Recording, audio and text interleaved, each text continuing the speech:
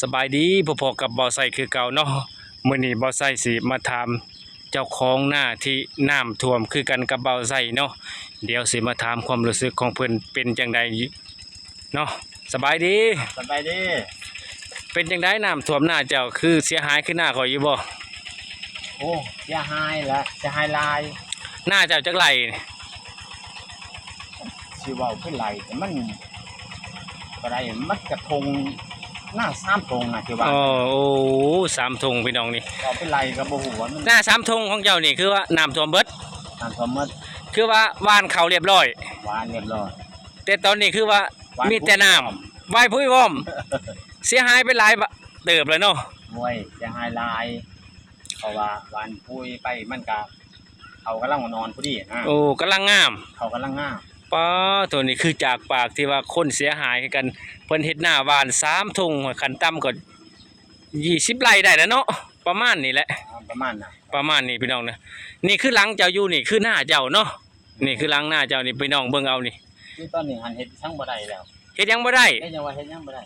ถ้าว่าบกลงมันก็แม่นอยู่เดือน7ข่อยเนาะเดือน8ถ้าบกลงก็ที่บ้านมันก็บ่มีข้าวบุกแล้วบ่มีข้าวแล้วบ่มีข้าวคือว่าหวานเบิดแล้วที่ว่าข้าวปลูกอันนี้ก็วันเทื่อช่องแล้วนี่เทื่อ2เลย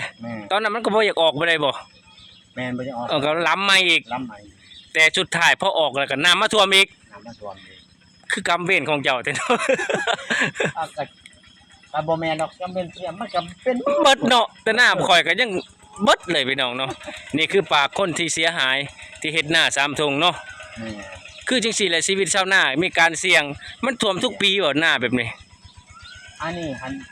บ่ได้ท่วมได้ปีก่อนนี่ก็บ่ได้ท่วม3ปีแล้วบ่ได้ท่วม3ปีบ่ท่วมอยู่อันตัวอยู่ลุมหันตร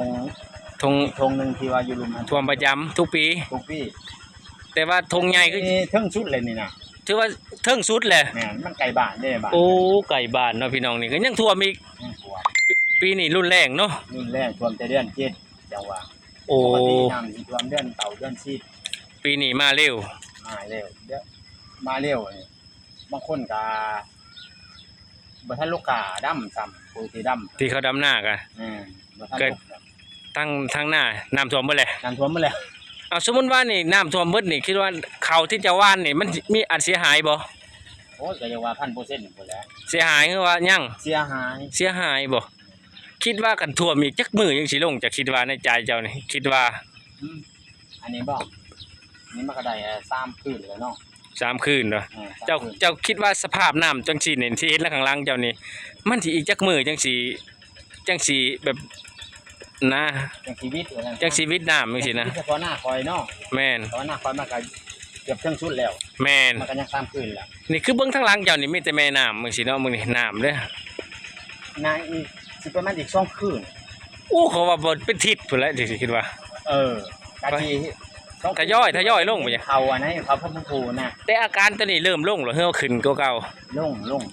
ถอยแล้วบ่เริ่มถอยลงก็ถือว่าโชคดีเนาะก็น้ำถอยนี่ถ้ามันหน้าอยู่ให้มันบ่อนี่น้ำนี่มาจากพ้นเขื่อนอันนี้บ่แม่น้ำแต่ว่ามือน้ำขึ้นมากับพ้นอยู่ทั้งขึ้นทั้งเว้นเนาะแม่นทั้งขึ้นทั้งเว้นให้คือปกติอยู่พ้นก็แต่มันนี่อีก2มื้อนี่ที่มันแดดนี่คือว่าน้ำไหลขึ้นคืออันนี้เขาก็ปล่อยเขื่อนเลยเนาะตรงนี้อยู่โอเคปล่อยเขื่อนการสมมุติว่ามีเขื่อนอยู่ทางลาวเฮาไปนี่คู่ปีเฮามีเฮ็ดหน้านี่มีการเสี่ยงบ่มันก็จะเสี่ยงทุกปีเนาะข่อยว่าเนาะก็คือว่าน้ำตกทั้งอื่นปัดทั้งห้าบ่ตกปลดปล่อยเขื่อนมาปัดท่วมนี่นะอาการของมันซุมื้อนี่แต่สมัยก่อนตะกี้บ่มีเขื่อนมันสิท่วมหยังแหละหน้าเนาะมันก็สิท่วมอยู่แต่ว่าท่วมช่วงเดือน10เดือน11ก็ฮู้แล้วตะกี้เนี่ยมันก็ท่วมน้อยแต่ซุมื้อนี่ตีนบ้านก็ยังท่วมซ้ำนี่พี่น้องนี่คือมื้อนี้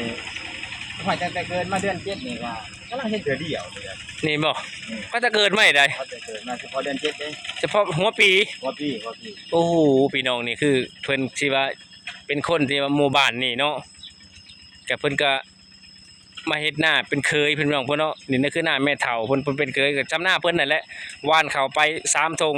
สุดท้ายเสียหายเบิดเนาะก็สมมุติว่าเขาจังสิเสียหายบัดนี้เขาอยู่ลาวฮอดก็สิเบิดเฮ็ดจังได๋บัดนี้ มานี่บ่ อืม การุ่นไปนี่แหละภาวนาให้มันยั่งว่าจังซั่นคันบ่ยั่งก็มีแต่หน้าแท้ โอ้เหลือแต่หน้าแซงหน้าปังเนาะบัดเทศให้ห้องหน้าปังเนาะ หน้าสร้าง โอ้หน้าแซงบ้านเฮาก็สิเหลือตัวสุดท้าย แม่น ความหวัง กำลังสุดท้ายก็คือหน้าแท้นี่ล่ะ โอ้เพิ่นสิฮอดหน้าแซงอีกเนาะ กันนั่นแหละแกว่าไปชวนหน้าแท้ก็ 6-7 เดือนเพราะว่า ไปหารับจ้างเขาเจ้าสิอยู่ หน้าก็จะบ่สวมเนาะมันก็จะบัดดำมันก็จะสิแล้วแหละสมมุติว่าเฮาสิเอาไสบัดนี้ งานก็บ่มีเฮ็ด ฮะ งานก็บ่มีเฮ็ดจังซี่ ก็บ่จักคือกันแหละก็ว่าสิขุดมันขุดกอยก็ตายเบิดแล้วน้ำท่วมเฮ็ดจังได๋ ก็สิอัน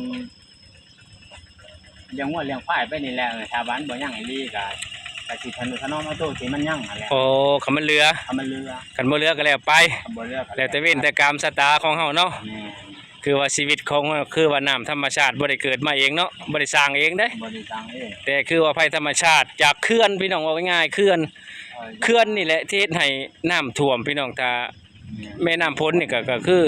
สลายคือว่า สิบ่ท่วมปานนี้พี่น้องจากเขื่อนเนาะเขื่อนทั้งอื่นมาเต็มแล้วก็ปล่อย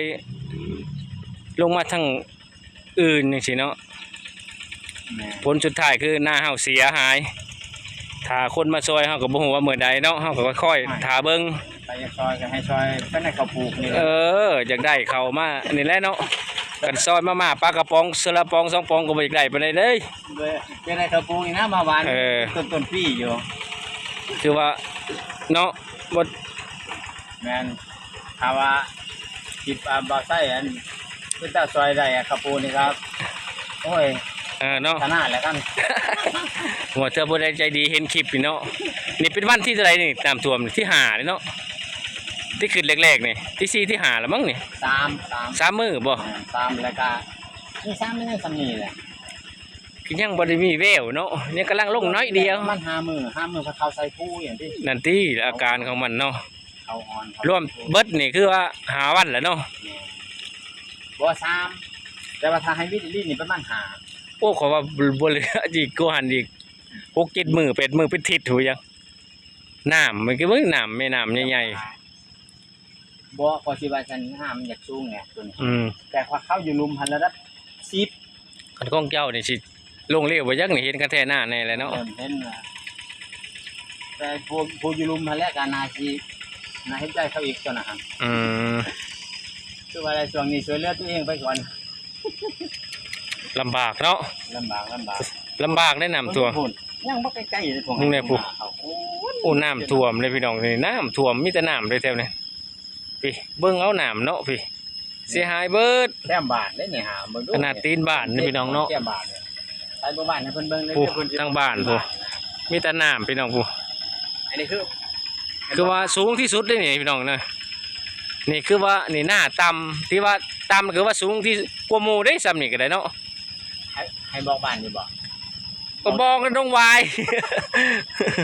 บ้านน้องวาย เมืองซาบุรีตอนนี้น้ำท่วมหนักไปอยากมาซอยเด้อก็มาซอยเด้อพี่น้องเนาะนี่คืออาการตอนนี้บ่ใส่กับเจ้าของหน้าจะจบคลิปไปเพียงจำนี้เนาะกราบคำว่าสวัสดีครับ ไป